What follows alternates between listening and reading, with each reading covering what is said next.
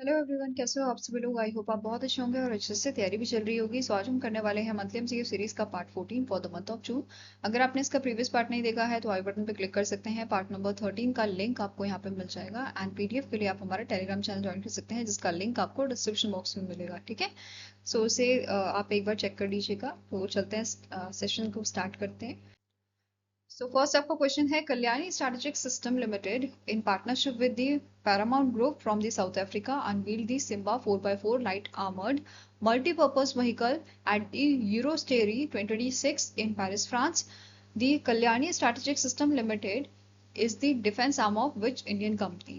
So Kalyani strategic system ने और Paramount group ने मिलकर लॉन्च किया है सिम्हा 4x4 जो व्हीकल है आपका मल्टीपर्पज व्हीकल। ठीक है, इसको यहाँ पे इन्होंने रिलीज किया है। And now question here is कि जो कल्याणी स्ट्रैटेजिक सिस्टम लिमिटेड है ये कौन सी कंपनी का, कौन सी इंडियन कंपनी का डिफेंस आर्म है। So it is the Bharat Forge Limited. Okay, so answer is option number A. Next आपकी न्यूज है, आरबीआई ने इशू किया है master direction on authorisation to operate payment system. ठीक है, बेसिकली जो पेमेंट सिस्टम ऑपरेटर हैं उनके लिए डायरेक्शंस यहाँ पे जो है आपके लाए गए हैं। तो अब पेमेंट सिस्टम ऑपरेटर की बात करें तो सबसे पहले समझते हैं पेमेंट सिस्टम क्या होता है। पेमेंट सिस्टम आपका क्या है, ऐसा सिस्टम जहाँ पे पैसा एक से दूसरे पर्सन को ट्रांसफर होता है। सिंपल भाषा में, जैसे मैंने पैसा ट्रांसफर किया आपका मेरे भाई को, जैसे मैंने पैसा ट्रांसफर किया, राइट। सो ये सिस्टम है जिसके थ्रू पैसा एक से दूसरे पर्सन पे ट्रांसफर हो रहा है। चाहे आप इसे यूपीआई का एग्जाम्पल दे सकते हैं, डेबिट कार्ड, क्रेडिट कार्ड। ठीक है, ये सिस्टम है आपका। इसके अलावा अब ऑपरेटर क्या हुआ, पेमेंट सिस्टम ऑपरेटर क्या हुआ, ये कंपनी है जो ऑपरेट करती है पेमेंट सिस्टम को after getting approval from the RBI. ठीक है, जैसे आपका master card, bill pay, Bharat bill pay जो हो गया, आपका वीजा हो गया। ठीक है, तो ये सारे आपके पेमेंट सिस्टम ऑपरेटर हो गए। अब इनके लिए डायरेक्शन आए हैं। डायरेक्शन क्यों आए हैं, क्योंकि पहले क्या होता था, आपके जो पेमेंट सिस्टम ऑपरेटर हैं बेसिकली ये अलग अलग सर्कुलर्स को फॉलो करते थे या अलग अलग रूल्स को फॉलो करते थे। अब यहाँ पे बात की गई है कि एक ही फ्रेमवर्क रखा जाएगा, वन सिंगल मास्टर डायरेक्शन यहाँ पे होंगे ताकि जो रूल्स हैं वो सभी के लिए क्लियर हो। लाइसेंसिंग जो है वो इजी हो जाए, मतलब लाइसेंसिंग इजीली जो है मिल सके। And everyone follows the same framework, अलग अलग रूल्स फॉलो ना किया जाए, एक ही फ्रेमवर्क पे जो है काम हो। ठीक है, सबके लिए एक ही रूल हो, बराबर रूल हो। ठीक है, अब यहाँ पे एक पॉइंट आता है ऑथराइजेशन का। तो यहाँ पे कंपलसरी किया गया है कि जो कंपनी है उसको आरबीआई से जो है अप्रूवल लेना होगा। जब भी वो अपना काम स्टार्ट कर रहा है तो उनको अप्रूवल लेना होगा। So under the section 4 of payment and settlement system, that is PSS act 2007, nobody can start और operate the payment system without RBI permission. तो मतलब आरबीआई का अप्रूवल जो है वो कंपलसरी यहाँ पे किया गया है। ठीक है, दूसरा पॉइंट है आपका परपेचुअल लाइसेंस का या लाइफ टाइम लाइसेंसिंग की यहाँ पे बात की गई है। तो पहले क्या होता था, लाइसेंस जो है रिन्यू करवाना पड़ता था एक टाइम के एक टाइम ऑफ पीरियड के लिए। जैसे फॉर एग्जांपल 10 इयर्स है तो उसके बाद रिन्यू करवाना है। ठीक है, यहाँ पे एग्जांपल लिया है मैंने। अब यहाँ पे क्या बात की गई है, जो पेमेंट सिस्टम ऑपरेटर है अगर वो ये सारे फ्रेमवर्क फॉलो करते हैं आरबीआई के, इन दैट केस उनको लाइफ टाइम लाइसेंस भी यहाँ पे दिया जाएगा। ठीक है, new PSOs, payment system operators will receive perpetual authorisation from the RBI. ठीक है, एग्जिस्टिंग ऑपरेटर जो है वो कैसे यहाँ पे जो है लाइसेंसिंग जो है आपकी है, मतलब परपेचुअल वैलिडिटी जो है वो कैसे अचीव कर सकते हैं, वो रिन्यू कर सकते हैं। ठीक है, renewal if they comply with the RBI regulation. ठीक है, आरबीआई के रूल्स फॉलो करे और अपना लाइसेंस ले जाए। ठीक है, इसके अलावा यहाँ पे क्या बोला है कि कोई भी अगर पेमेंट सिस्टम ऑपरेटर है वो अगर वॉयलेट करेगा आरबीआई के रूल्स को तो उसके लिए यहाँ पे क्या चीज होगी। तो यहाँ पे क्या बोला है, RBI may not grant lifetime licence, instead RBI जो है रिन्यू करेगा licence for only 1 year at a time. अगर वो रूल्स फॉलो नहीं करती है कंपनी, इन दैट केस सिर्फ एक साल का रिन्यू यहाँ पे किया जाएगा लाइसेंस का, until all the deficiencies are corrected. जब तक कंपनी जो है सारी चीजें आपकी ढंग से फॉलो नहीं करती तब तक उसे जो है मतलब जो प्रॉपर लाइसेंस है वो उसको वहां पे नहीं दिया जाएगा, मतलब लाइफ टाइम वाला उसको एक एक साल का रिन्यू यहाँ पे किया जाएगा। ठीक है, इसके अलावा नेक्स्ट पॉइंट है ऑन टॉप एप्लीकेशन प्रोसेस। पहले क्या होता था, लिमिटेड एप्लीकेशन विंडोज आपकी होती थी, ठीक है, मतलब लिमिटेड कंपनीज को ही लाइसेंस मिल पाता था। अब यहाँ पे क्या बोला है, जैसे ही कंपनी स्टार्ट होती है, ठीक है, सारे रूल्स एंड रेगुलेशन फॉलो करती है, उसके बाद उसको आराम से लाइसेंस यहाँ पे मिल जाएगा, ठीक है। Now applications are accepted throughout the year, ठीक है। इसके अलावा यहाँ पे कुछ टर्म्स एंड कंडीशन है, जैसे इन्वेस्टमेंट रूल यहाँ पे रखे गए हैं FATF के लिए, फाइनेंशियल एक्शन टास्क फोर्स। ये इंटरनेशनल ऑर्गेनाइजेशन है that fights for money laundering and terror financing. आप सबको पता है, इसके बारे में डिस्कशन होता रहता है, राइट। अब यहाँ पे रूल क्या है कि अगर इन्वेस्टर जो है वो आता है FATF नॉन कंप्लाइंट कंट्री से, in that case there total voting power in payment system operator must remain below 20%। तो ये क्राइटेरिया यहाँ पे रखा है, ठीक है। इसका जो वोटिंग पावर होगा वो आपका बिलो 20% होगा, ठीक है। इसके साथ ही दूसरा पॉइंट आता है वॉलंटरी सरेंडर ऑफ लाइसेंस। जैसे सपोज कोई कंपनी है, ठीक है, जो चाहती है कि मैं अपनी एप्लीकेशन बंद कर दूं, ठीक है, it wants to stop the operating its payment system, it can not simply shut down. मतलब वो एकदम से ऐसा नहीं है कि भाई RBI को इन्फॉर्म किया और खत्म, ऐसे नहीं। तो यहाँ पे क्या होगा, प्रॉपर रूल इन्हें फॉलो करने होंगे, इन्हें RBI को रिटर्न में देना होगा, इन्हें अप्लाई करना होगा department of payment and settlement system पे, ठीक है। देन इन्हें ऑब्टेन करना होगा certificate from the statutory auditor confirming that all of dues, इसके जो कस्टमर्स के हैं, मर्चेंट के हैं, एजेंट के हैं, बैंक्स के हैं, ये सारे सेटल हो चुके हैं। उसके बाद ही इसका जो है शट डाउन होएगा कंपनी का, ठीक है, मतलब उसका पेमेंट सिस्टम जो है तभी शट डाउन होगा, ओके। इसके अलावा कूलिंग ऑफ पीरियड की बात करें तो जैसे RBI ने यहाँ पे क्या बोला है, RBI में require an entity to wait 1 year before applying again. This happens if RBI revoke its licence. जैसे RBI ने लाइसेंस इसका कैंसिल कर दिया है, ठीक है, तो यहाँ पे क्या बोला है, RBI में रिक्वायर एन एंटिटी जो आपका 1 साल के लिए वेट करे बिफोर अप्लाइंग अगेन, ठीक है, मतलब 1 साल का गैप यहाँ पे या 1 साल का कूलिंग ऑफ पीरियड यहाँ पे रहेगा, ठीक है। लाइसेंस रिन्यूअल इज रिजेक्टेड, मतलब ये केसेस हैं कि कहाँ कहाँ पे ये चीज अप्लाई होगा। एक तो लाइसेंस रिन्यू अगर एप्लीकेशन डाली है रिन्यू करने के लिए, वो रिजेक्ट हो जाती है। Company voluntarily surrender the licence and RBI reject its application. तो ये चीजों में आपका 1 साल का कूलिंग ऑफ पीरियड यहाँ पे रहेगा, ठीक है। नाउ इस बेस क्वेश्चन कर लेते हैं, investment in payment system operators from FATF non compliant jurisdiction must not exceed what percentage of voting power. तो अभी हमने पढ़ा FATF नॉन कंप्लाइंट कंट्रीज से अगर इन्वेस्टर आते हैं, इन दैट केस उनकी जो वोटिंग पावर है वो लेस देन आपकी 20% होनी चाहिए, ठीक है। So answer here is option number C। Next आपकी न्यूज है, green hydrogen certification portal of India recently launch किया गया है हमारे यूनियन मिनिस्टर प्रहलाद जोशी द्वारा, ministry of new and renewable energy के जो मिनिस्टर हैं। कौन से इवेंट में, national workshop on strengthening the national green hydrogen mission through state policies hubs and infrastructure, जो न्यू दिल्ली में आपका हुआ था। इस इवेंट में ये पोर्टल लॉन्च किया गया था, ठीक है। ये आपका ऑपरेशनल होगा 1 जुलाई से, ठीक है। नाउ जो पोर्टल है यूनिफाइड डिजिटल प्लेटफॉर्म है which is developed by the ministry of new and renewable energy. काम क्या रहेगा, ये इनेबल करेगा measurement, reporting, verification, certification, regulatory compliance, transparency and credibility in a green hydrogen sector, ठीक है। It will administered the green hydrogen certification scheme of India, जो आपकी अप्रैल 2025 में लॉन्च की गई थी under the national green hydrogen mission, ठीक है। सर्टिफिकेशन फ्रेमवर्क की बात करें तो यहाँ पे क्या बोला है, green hydrogen is equals to hydrogen with life cycle emission which is less than 2 kg of CO2 equivalent per kg of hydrogen produced, ठीक है। ये आपका सर्टिफिकेशन का फ्रेमवर्क है एंड स्टैंडर्ड क्या है, it is complimented by the standard for green ammonia and green methanol. Eligibility की बात करें, सर्टिफिकेशन मैंडेटरी है आपका फॉर प्रोड्यूसर रिसीविंग इंसेंटिव्स और subsidies, selling or using green hydrogen in India, obtaining exemptions and exporting partial quantities। तो ये सारी चीजें एलिजिबिलिटी यहाँ पे रखी गई है, ठीक है।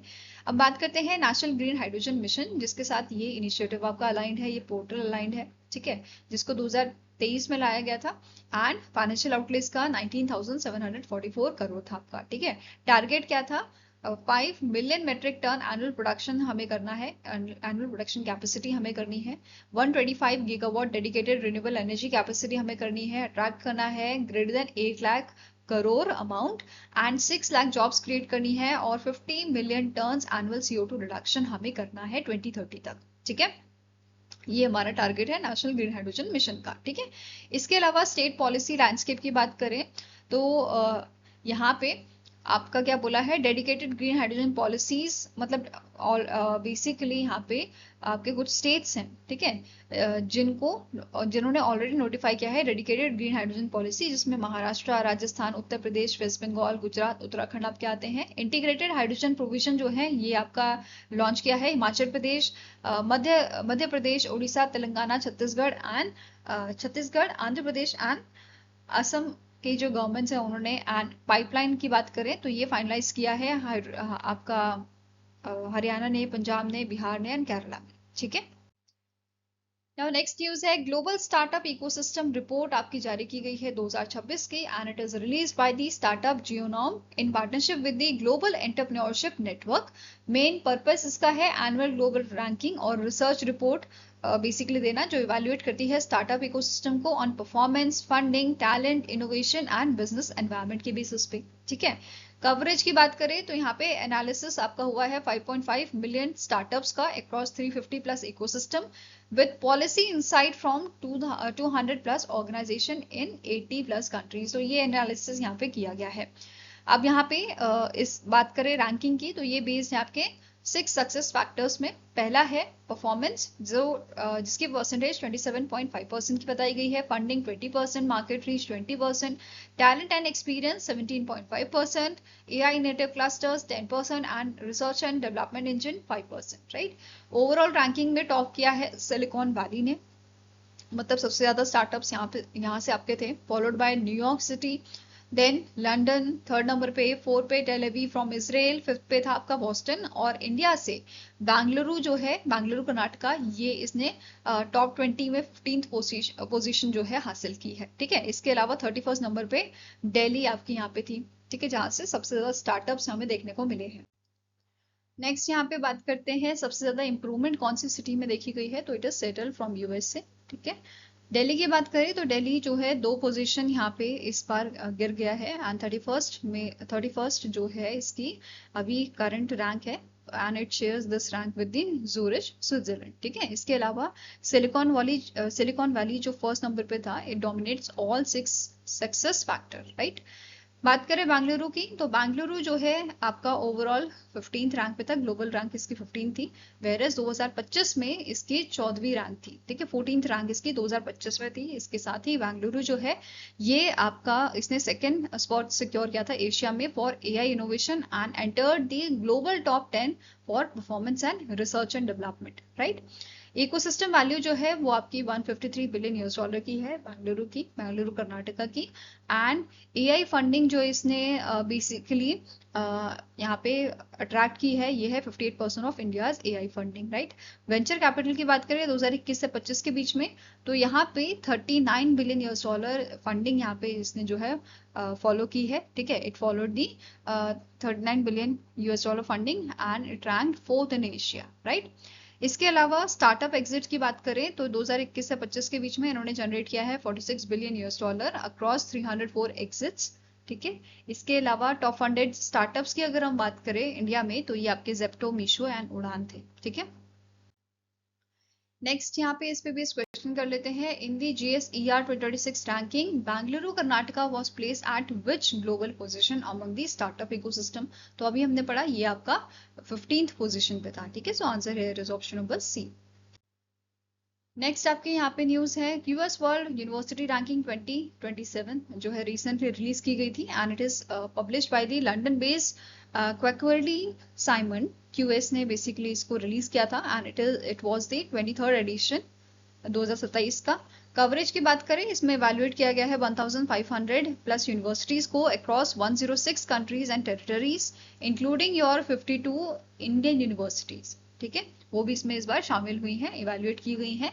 फ्रेमवर्क की बात करें तो ये बेस्ड है आपका lens theme, indicator measures, metric calculations, इन पे बेस्ड आपका ये है। वेयरएस असेसमेंट वेटेज की बात करें तो रिसर्च एंड डिस्कवरी में 50% आपका एम्प्लॉयबिलिटी एंड आउटकम्स में 20%, global engagement 15, learning experience 10%, sustainability 5% है। ठीक है, टॉप यूनिवर्सिटीज की बात करें तो MIT यूनिवर्सिटी जो आपकी है यूएसए की, ये फर्स्ट नंबर पे आपकी लाई करती है with score of 100। Imperial college of London UK 99.2%, Stanford university USA 99.2, university of Oxford 98.6, Harvard university from USA 97.4। तो ये आपके स्कोर्स थे टॉप 5 यूनिवर्सिटीज के। ठीक है, QS world university ranking. 6 to 10th rank की बात करें तो 6 नंबर पे यूनिवर्सिटी ऑफ कैम्ब्रिज था। देन आपका 7th पे कैलटेक यूनिवर्सिटी, ETH ज्यूरिच आपका नेक्स्ट आपका 8th पे। ठीक है, UCL यूके ये आपका 9th नंबर पे, एंड NUS सिंगापुर ये आपका 10th नंबर पे था। ठीक है, तो इस आपके टॉप 10 यूनिवर्सिटीज हमने डिस्कस कर ली। इसके अलावा यूएसए की बात करें तो यूएसए ने लीड किया था इस रैंकिंग में। 184 रैंक्ड इंस्टीट्यूशन यहाँ पे इनके शामिल थे, and 3 universities are in a top 5। Right, Asia की बात करें तो स्ट्रॉन्गेस्ट प्रेजेंस यहाँ पे जो सिंगापुर के NUS यूनिवर्सिटी है इसने दिखाया है, then Hong Kong, Singapore and China. तो ये आपके स्ट्रॉन्ग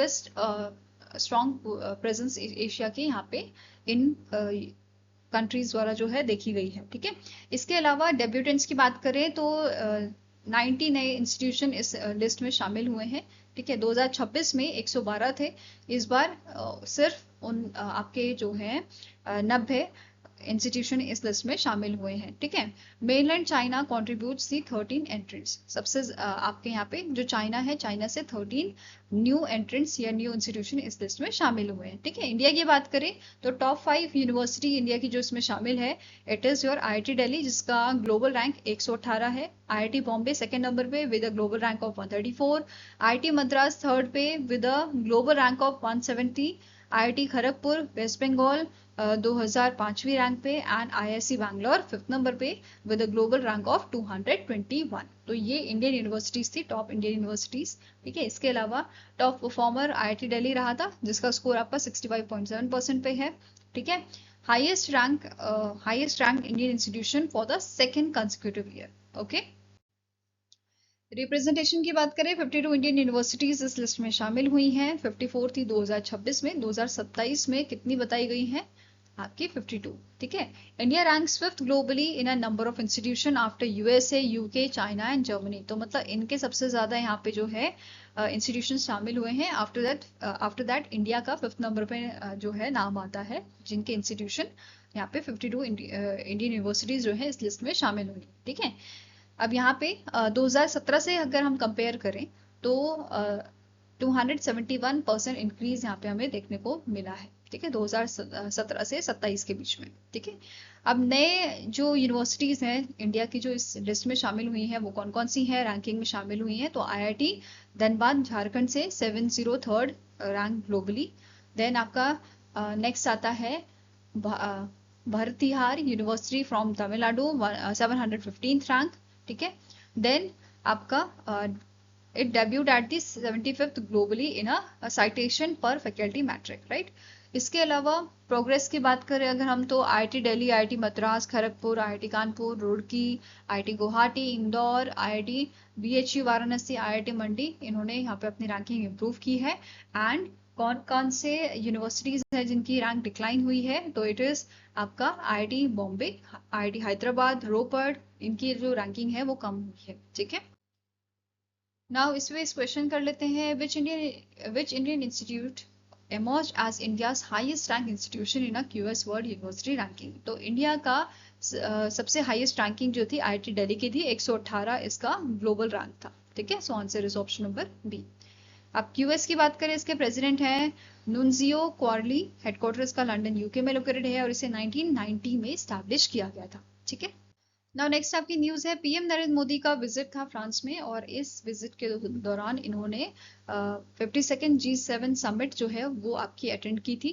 ठीक है, and VivaTech 2026 technology summit attend की थी। ठीक है, इसके अलावा बायलैटरल मीटिंग्स इनकी हुई थी ठीक है। बायलेटरल मीटिंग्स में इनकी बायलेटरल टॉक्स हुई थी फ्रेंच प्रेसिडेंट एमेनुअल मैक्रोन के साथ, जो बेसिकली आपका डिस्कशन यहाँ पे जो आपका था या फोकस ऑफ पॉइंट जो था वो था डिफेंस को डिजाइन, को डेवलपमेंट, को production of a advance platform. ठीक है। इसके अलावा पीएम मोदी जी ने इनॉग्रेट किया था, इनॉग्रल बेसिकली इन्होंने इनॉग्रेट किया था inaugural edition of Bharat innovates 2026, जो आपका नीस फ्रांस में हुआ था, and it is organized by Indian ministry of education. India की जो एजुकेशन मिनिस्ट्री है उनके द्वारा इसे ऑर्गेनाइज किया गया था under the India France year of innovation. ठीक है। एक एमओयू यहाँ पे साइन हुआ था Atal innovation mission under the NITI Aayog and la foundation Dassault system. They have established the India-France ATL bridge to enhance collaboration among the young innovators in both the countries, right? इसके अलावा यहाँ पे India France innovation road map 2030 की बात की गई है। इसमें 4 की पिलर्स आपके हैं, ट्रस्ट एआई, ठीक है, safe secure trustworthy AI systems, जो बेस्ड आपका 2025 डिक्लेरेशन। इसके अलावा ये एनहांस करेगा पीपल टू पीपल कॉपरेशन को, ठीक है, स्टेम एजुकेशन के द्वारा। तो दोनों कंट्रीज ने बेसिकली रिकॉग्नाइज किया है सिग्निफिकेंस किस चीज के लिए, इन्वेस्टमेंट करने के लिए आपकी स्टेम एजुकेशन में, science, technology, engineering and mathematics ने। ठीक है। देन आपका talent mobility, institutional collaboration support कर, ठीक है, सपोर्ट करेगा ये फ्रांस को to host the 30,000 Indian students by 2030। तो ये सारी चीजें बोली गई हैं। इसके अलावा टेक्नोलॉजिकल सोवरेनिटी की बात करें तो इसका मेन एम है प्रमोट करना innovation via Indo French centre for promotion of advance research. ठीक है। इसके साथ ही दूसरा पॉइंट आपका बोल रहा है एआई एंड ग्लोबल हेल्थ का कंसिस्टेंट, यहाँ पे कंसेंट बेस्ड डेटा शेयरिंग की जाएगी दोनों कंट्रीज के बीच में। इसके अलावा इंडिया का जो Indian council of medical research है एंड फ्रांस का हेल्थ डेटा हब है, ये जॉइंटली काम करेंगे कंसेंट बेस्ड आर्किटेक्चर में एड्रेस करने के लिए ग्लोबल चैलेंजेस। इसके अलावा कुछ अग्रीमेंट्स यहाँ पे साइन हुए हैं, जैसे दोनों कंट्रीज ने अग्री किया है ये स्टैब्लिश करेंगे joint India France working group, जिसका मेन एम है एनहांस करना, बूस्ट करना cooperation on AI and its global governance framework. Next MoU आपका साइन हुआ है सेटअप करने के लिए national centre of excellence for skilling in astronautics and allied sector at the national skill training institute Kanpur UP. ठीक है। दोनों कंट्रीज ने अग्री किया है ये एक्सपैंड करेंगे यूपीआई यूसेज को to Paris airport and Nice in France to strengthen digital payment corporation. इसके अलावा स्टार्टअप्स एंड एंटरप्रेन्योरशिप की बात करें तो यहाँ पे क्या बोला है, they will incubate 10 additional Indian startups at the station F France. Okay. Next आपका यहाँ पे पॉइंट है, दोनों कंट्रीज जो हैं, जैसे इंडिया का department of science and technology है, इन्होंने पार्टनरशिप की है फ्रांस के institute national D research in science and technology day numeric, इनके बीच में पार्टनरशिप हुई है for establishing centre of digital sciences.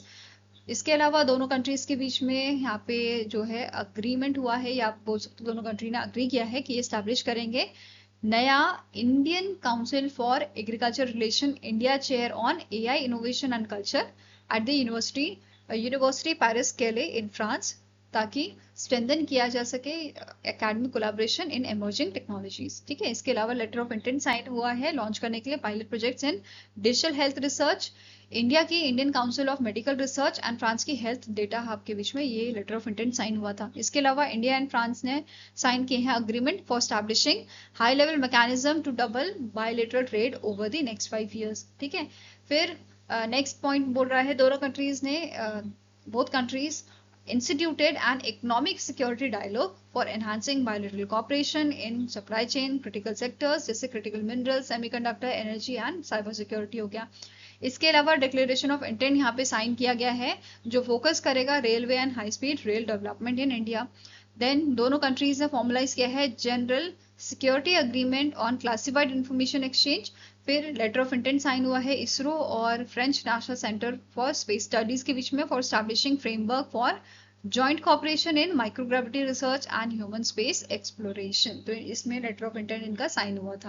Now next आपको question is, the Indian coast guard recently inducted the H561, the first of its 6 indigenous air cushion vehicles at the RESAM facility of Goa. Which company developed the indigenous air cushion vehicles H561 for the Indian Coast Guard? तो Indian coast guard ने recently induct किया है H561 का आपका पहला air cushion vehicle ठीक है, जो गोवा में बेसिकली आपका इंडक्ट किया गया है। नाउ क्वेश्चन इज कि ये जो आपके H561 है इसे डेवलप किसने किया है? So answer is it is developed by the Chowgule and company private limited. ठीक है, इनके द्वारा ये डेवलप किया गया है। और in the year 2024 ministry of defence का एक कॉन्ट्रैक्ट इनके साथ साइन हुआ था 387.44 करोड़ का। किस चीज के लिए? 6 इंडिजीनियस आपके एयर कुशन व्हीकल्स को बनाने के लिए, जिसमें से एक आपका अभी यहाँ पे इंडियन कोस्ट गार्ड में इंडक्ट किया गया है। ठीक है, इसका मेन काम क्या है? स्ट्रेंथन करना मैरीटाइम सर्विलियंस को, search and rescue operation and coastal security जो है इसको और एनहांस करना। ठीक है, इसके अलावा ऑपरेशनल एरियाज इसके रहेंगे सुंदरबन वेस्ट बंगाल में, रन ऑफ कच्छ गुजरात में, gulf of Khambhat in Gujarat and आपका gulf of Kutch in Gujarat. ठीक है, नेक्स्ट क्वेश्चन है Indian jurist Bimal N Patel has been elected as a judge of which international body for the term 2026-2035? तो यहाँ पे इंडिया के बिमल एन पटेल जो है इंडिया के जूरिस्ट हैं, ठीक है, इनको सेलेक्ट किया गया है international tribunal for law of sea के लिए। ठीक है, इसके बेसिकली इसके जज जो हैं एज अ जज इनको यहाँ पे सेलेक्ट किया गया है 2026 से 2035 तक के टर्म के लिए। ठीक है, और इन्हें यहाँ पे सेलेक्ट किया गया था जो 36 मीटिंग हुई थी आपकी state of parties to the United Nation convention on the laws of sea. ठीक है, इस ऑर्गेनाइजेशन की जो आपकी मीटिंग थी 36 एडिशन जो इस मीटिंग का था उसमें इनको सेलेक्ट किया गया था। ठीक है, ये ऑफिशियली ऑफिस में जो है ज्वाइन करेंगे 1 अक्टूबर 2026 से, जो सक्सीड करेंगे नीरू चड्डा को। ठीक है, 9 ईयर का इनका जो टर्म है वो एक्सपायर होगा आपका सितंबर में, और उसके बाद अक्टूबर में आपके जो बिमल एन पटेल हैं ये यहाँ पे अपॉइंट किए जाएंगे, मतलब अपनी पोजीशन पे ये जो है इनका टेन्योर स्टार्ट हो जाएगा उस पोजीशन पे। इसके साथ ही 7 जजेस जो हैं यहाँ पे सेलेक्ट किए गए हैं, जो एक तो इंडिया को आपको रिप्रेजेंट करते हैं, दूसरा वियतनाम को, Ghana, Tunisia, Russia, Brazil and Netherlands. तो इनको यहाँ पे जो जजेस रिप्रेजेंट करते हैं ऐसे 7 जजेस को यहाँ पे आपको इलेक्ट किया गया था 2026 से 2035 तक के टर्म के लिए। ठीक है, next question is the appointment committee of cabinet recently approved the appointment of Saibal Chattopadhyay as a chairperson of a National Statistical Commission. He is the former director of which institution?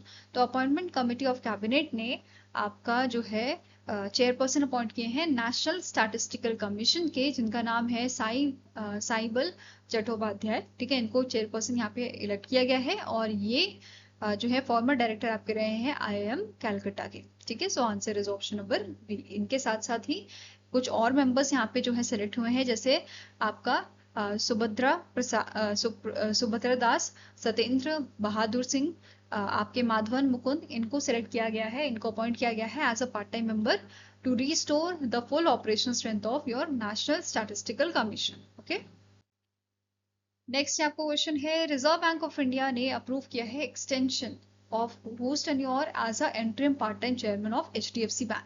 तो recently केकी मिस्त्री जो है इनका tenure जो है वो basically extend किया गया है as a interim part time chairman of HDFC।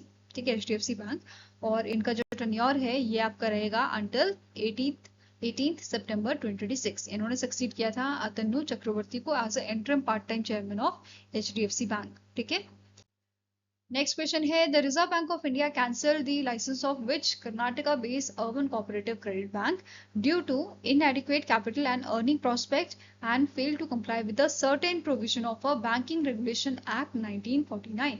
So RBI ने रिसेंटली जो लाइसेंस है वो कैंसिल किया है Shri Mahalakshmi urban cooperative credit bank का। ठीक है, so answer is option number A. Next question है Birla institute of technology and science BITS Pilani ने बेसिकली अग्रीमेंट साइन किया है कौन से बैंक के साथ? For establishing the industry research technology and innovation park at its Hyderabad campus. तो बिट्स पिलानी का जो हैदराबाद कैंपस है वहां पे आपका जो है एस्टैब्लिश किया जाएगा industry research technology and innovation park को, और यहाँ पे इनकी मदद कर रहा है एक्सिस बैंक। ठीक है, सो जो ये प्रोजेक्ट है वो आपका 100 करोड़ कॉर्पोरेट सोशल रिस्पॉन्सिबिलिटी आपका रहेगा। ठीक है, बेसिकली CSR ग्रांट ये आपका रहेगा from the axis bank, and ये जो पार्क है ये फोकस करेगा life sciences, biopharma, health care, medical devices, deep deep tech innovation, promoting research driven solution with a societal impact. तो इन सब चीजों पे ये बेसिकली फोकस करेगा, ठीक है। Next is Asian development bank ने साइन किया है financing package worth how much with a Schoolnet India limited to improve learning outcomes in a government school. तो एडीबी ने, एशियन डेवलपमेंट बैंक ने अग्रीमेंट साइन किया है $10 मिलियन का with the Schoolnet India limited for improving और enhancing the learning outcomes in our government school, ठीक है, India के गवर्नमेंट स्कूल्स में बेसिकली, ठीक है। ऑब्जेक्टिव क्या है? स्केल अप करना डिजिटल लर्निंग इंफ्रास्ट्रक्चर को 30,000 गवर्नमेंट स्कूल्स में, जो डायरेक्टली 45 मिलियन स्टूडेंट्स को बेनिफिट करेगा। इसके अलावा यहाँ पे डिजिटल इंफ्रास्ट्रक्चर गैप की बात करें तो ये उसे भी कम करेगा। अभी यहाँ पे बताया गया है only 26% of a kindergarten to twelfth school have computer laboratories, ठीक है। सिर्फ 26% जो है उनमें ही कंप्यूटर लेबोरेटरीज हैं। सिर्फ आपके 29% फीचर बेसिकली स्मार्ट, बेसिकली 29% जो स्कूल्स हैं उसमें स्मार्ट क्लासरूम्स आपके हैं, ठीक है। एंड इसका प्रोजेक्ट का एम ही यही है कि ये इस गैप को कम करे, ठीक है।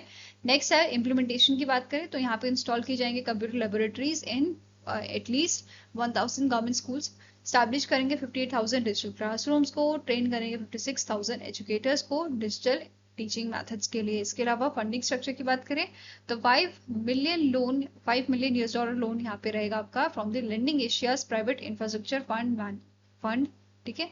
और इसे मैनेज कौन करेगा? एशियन डेवलपमेंट बैंक इसे मैनेज करेगा and it is capitalized by the 1.5 billion US dollar commitment from the JICA, Japan international corporation agency. Now next आपकी न्यूज है energy transition index insight report June 2026 अभी recently release किया गया है और इसे पब्लिश किया है वर्ल्ड इकोनॉमिक फोरम ने अलोंग विद एसेंचर, इन दोनों ने मिलके इसको आपका बेसिकली पब्लिश किया है एंड 16 सालों से ये इसे पब्लिश करते आ रहे हैं, ठीक है। अब ये जो रिपोर्ट है ये बेसिकली हमें क्या बताता है कि कितनी प्रोग्रेस हुई है कंट्रीज की towards achieving the equitable, secure and sustainable energy future, okay. इसमें दो कंपोनेंट्स आपके रहते हैं, सिस्टम परफॉर्मेंस जिसका वेटेज 60% है एंड ट्रांजिशन रेडीनेस जिसका परसेंटेज 40% है, ठीक है। सिस्टम परफॉर्मेंस ये एक्सेस करता है कंट्री की energy system across your equity, security and sustainability, whereas transition readiness जो है ये एक्सेस करता है कि कैसे कंट्री जो है वो प्रिपेयर्ड कर रही है अपने आप को कि वो शिफ्ट करेगी टुवर्ड्स सस्टेनेबल एनर्जी, ठीक है। इसमें भी इनका फोकस रहता है core enablers plus enabling factors and 5 readiness factors पे which includes political commitment, finance, innovation, infrastructure, education and human capital, ठीक है। तो इन सब चीजों पे ट्रांजिशन रेडीनेस आपका बेस्ड रहता है, ठीक है। इंडिकेटर्स की बात करें तो यहाँ पे 44 इंडिकेटर्स यूज किए गए हैं अक्रॉस 120 कंट्रीज एंड 0 से 100 स्केल की यहाँ पे स्कोरिंग दी जाती है। अब टॉप 3 कंट्रीज की यहाँ पे बात करें तो एनर्जी ट्रांजिशन इंडेक्स में टॉप किया है स्वीडन ने with a score of 75.3, second number पे फिनलैंड है with a 74.1 score and third number पे आपका आता है डेनमार्क विद 72.6 स्कोर, ओके। इसके अलावा फोर्थ नंबर पे एस्टोनिया, फिफ्थ नंबर पे नॉर्वे, सिक्स नंबर पे आपका स्विट्जरलैंड है, सेवेंथ पे लातविया, एट्थ पे आपका ऑस्ट्रिया आता है and then Germany and France ninth and 10th number पे, ओके। इसके अलावा यहाँ पे बताया गया है जो एडवांस इकोनॉमीज हैं ये डोमिनेट कर रही हैं ATI रैंकिंग्स को, ठीक है। इसके अलावा G20 कंट्रीज जो हैं वो टॉप 20 में कौन कौन सी आई हैं आपकी, जैसे जर्मनी है 9th प्लेस पे, 10th पे है फ्रांस, 11th पे UK, 14th पे चाइना, देन 17th पे ब्राजील एंड 19th पे USA, ठीक है। इसके अलावा सबसे ज्यादा जो इम्प्रूवमेंट देखा गया है वो कौन सी कंट्री द्वारा देखा गया है? सिंगापुर, इसने सबसे ज्यादा यहाँ पे गेन किया है, बिगेस्ट गेन।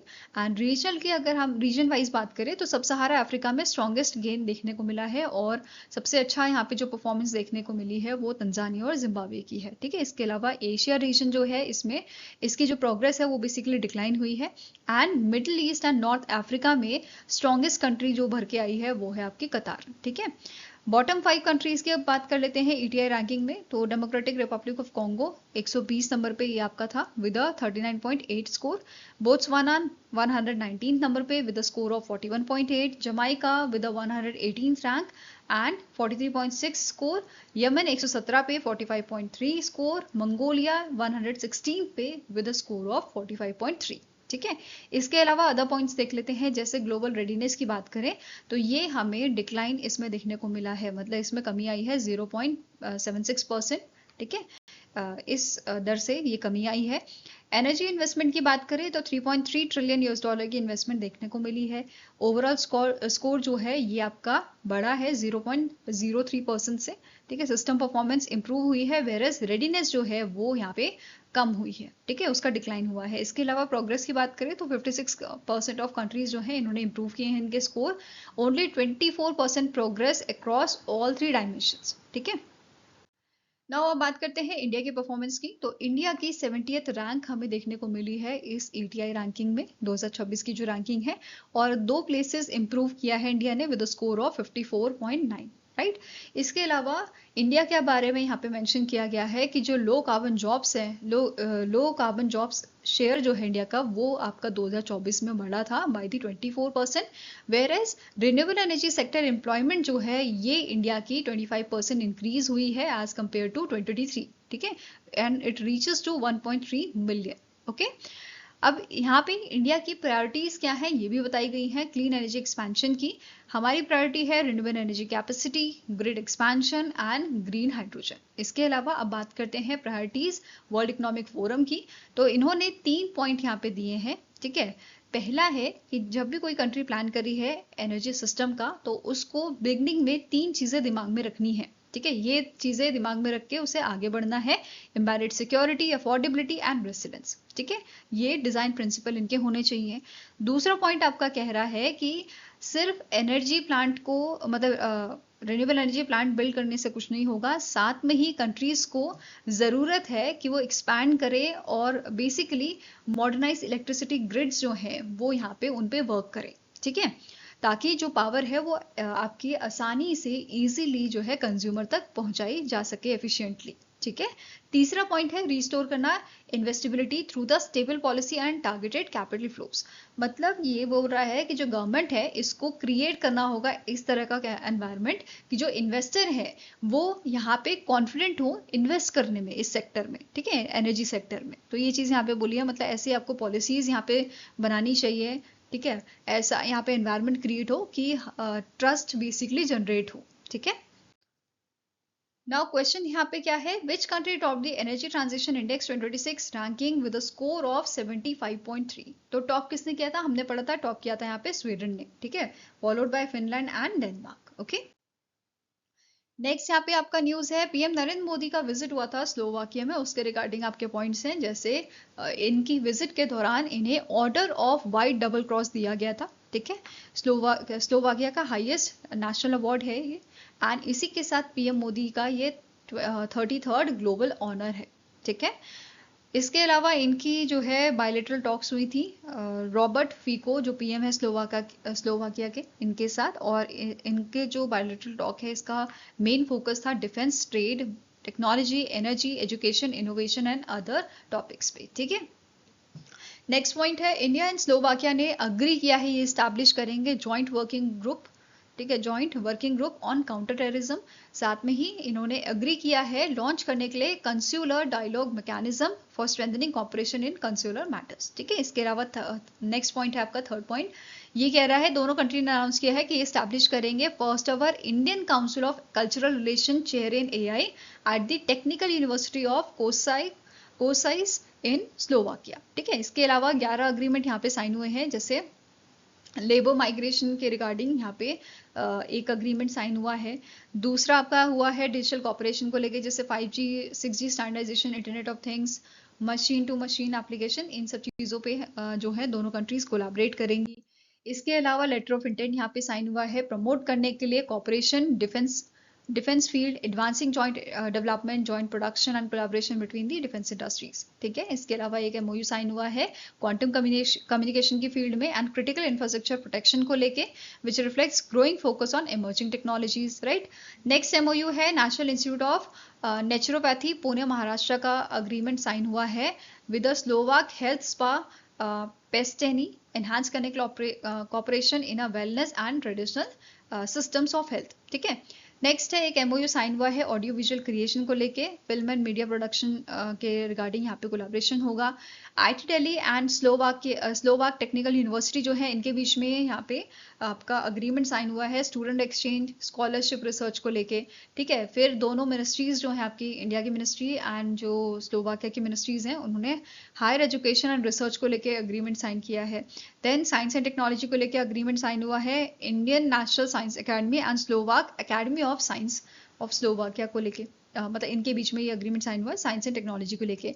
फिर टूरिज्म को लेके भी अग्रीमेंट साइन हुआ है दोनों कंट्रीज के बीच में। इसके अलावा यहाँ पे एक और चीज जो नोट करनी है, पीएम मोदी का जो विजिट हुआ है ये 100th फॉरेन ट्रिप इनका हुआ है स्लोवाकिया का, सिंस इन्होंने जब से पीएम ऑफिस संभाला है 12 सालों से, ठीक है।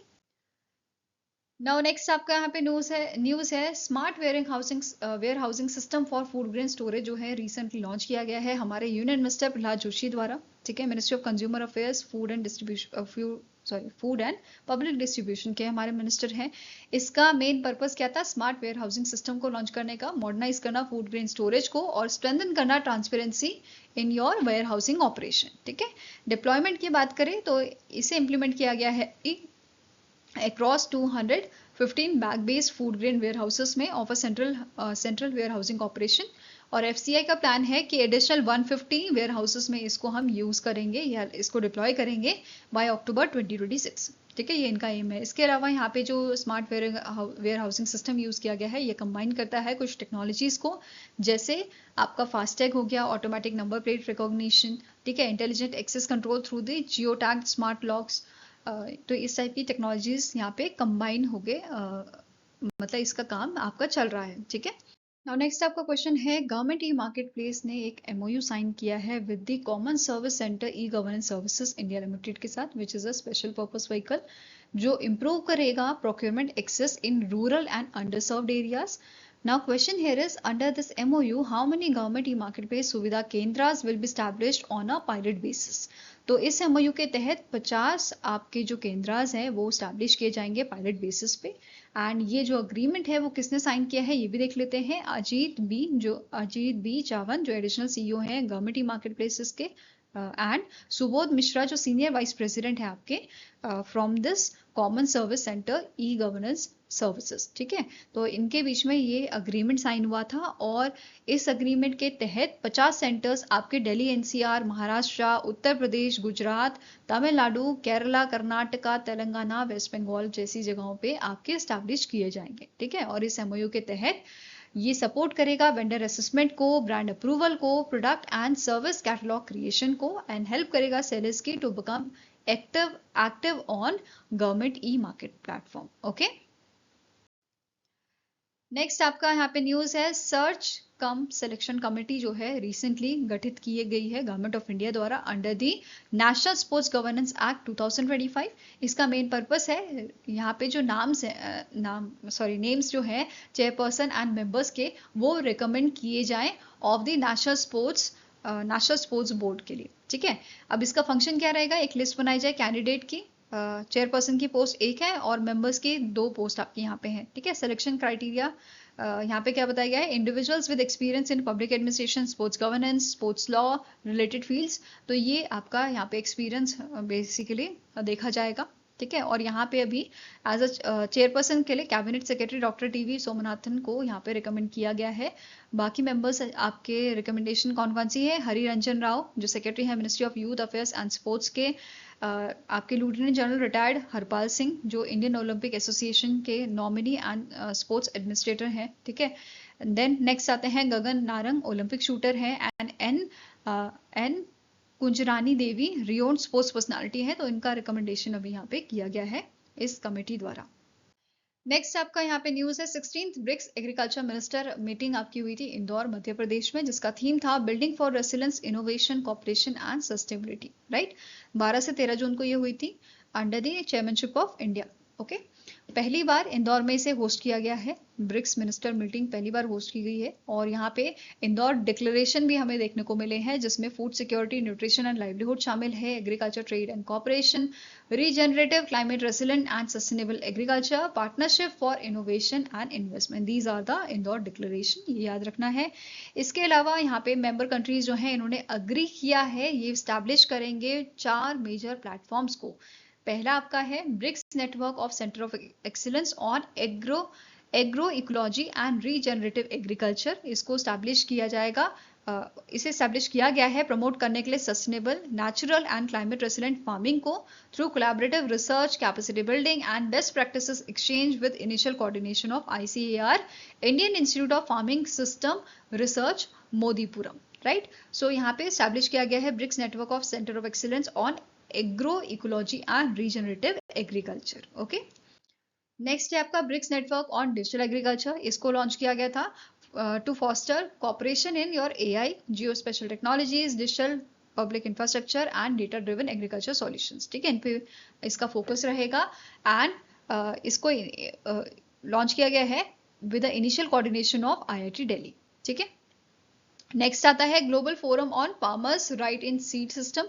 इसको क्रिएट किया गया है प्रोटेक्ट करने के लिए farmers right, traditional knowledge, seed heritage and farmers contribution के लिए, और इसके लिए इनिशियल कोऑर्डिनेशन यहाँ पे किया गया है with the protection of plant varieties and farmers right authority, new Delhi के साथ। ठीक है, नेक्स्ट आता है BRICS एग्रीन which stands for Agro Input Genetic Resources and Information Network Framework। इसे establish किया गया है strengthen करने के लिए collaboration in seeds, agriculture inputs, genetic resources through your information exchange, technical cooperation, capacity building and partnership among your BRICS countries, right?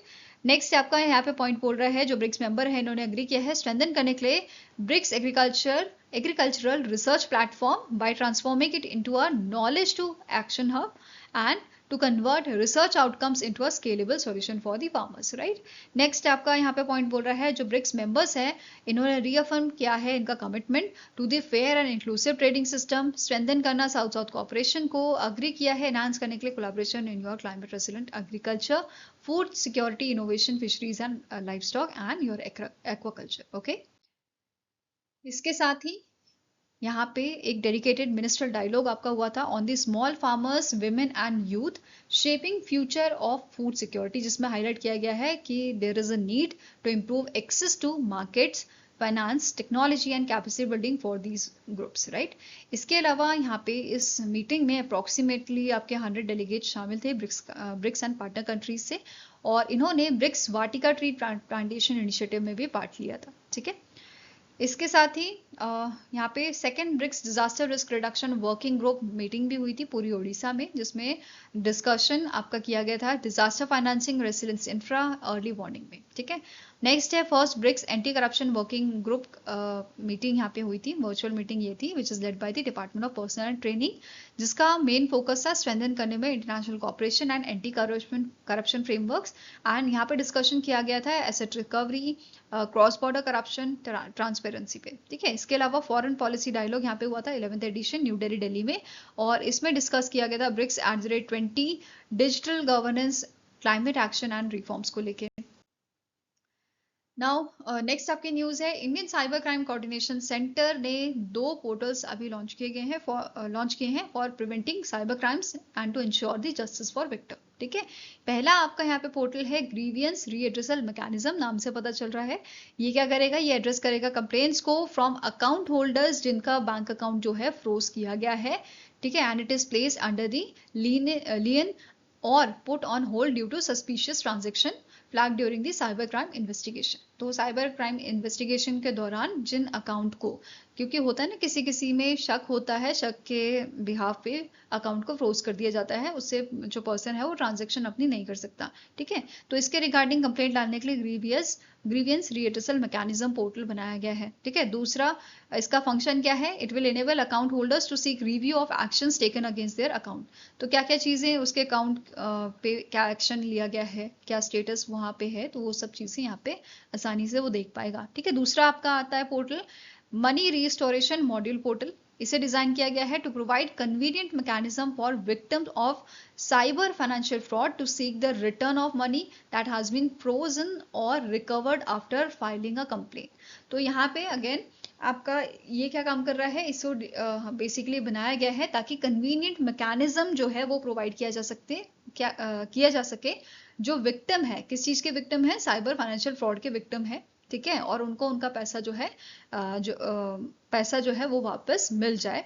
ठीक है, उसके regarding money restoration module portal बनाया गया है। इसका काम है जो विक्टिम्स है they can apply for the refund using your 14 digit acknowledgement number and verifying there bank account details. तो ये सब चीज़ों करके उसको जो पैसा है बच्चे बैंक अकाउंट वाले का, ठीक है, अकाउंट वाले का, वो उसको मिल जाएगा। ठीक है, नेक्स्ट है Indian cyber crime coordination centre की अगर हम बात करें तो इसको 2018 में लॉन्च किया गया था एंड एडमिनिस्ट्रेटिव स्टेटस इसको 2024 में मिला था। इसके करंट सीईओ हैं आपके राजेश कुमार। हेडक्वार्टर इसका न्यू दिल्ली में आपका लोकेटेड है। ठीक है, आई होप गाइस आपको ये वीडियो पसंद आया हो। पसंद आया तो लाइक एंड शेयर जरूर कीजिएगा और हमारे साथ जुड़ने के लिए हमारे चैनल को सब्सक्राइब कीजिएगा। अगर आपके कुछ सजेशन है तो आप हमें मेल कर सकते हो benchmarkstudy007@gmail.com पे, या फिर आप हमें कमेंट सेक्शन में भी लिख सकते हैं। सो मिलेंगे ऐसे ही नेक्स्ट वीडियो के साथ।